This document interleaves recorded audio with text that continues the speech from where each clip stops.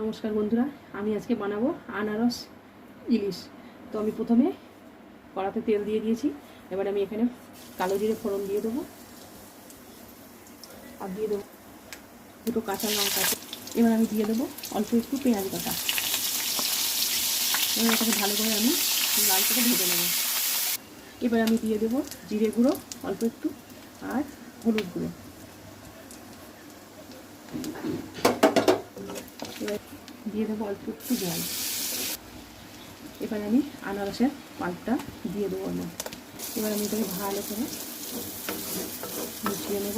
এর মধ্যে আমি স্বাদ মতো লবণ দিয়ে দিলাম। এবার আমি ইলিশ মাছগুলো দিয়ে দিলাম, কাঁচা ইলিশ মাছগুলো। এর মধ্যে সামান্য একটু জল দিয়ে দেবো,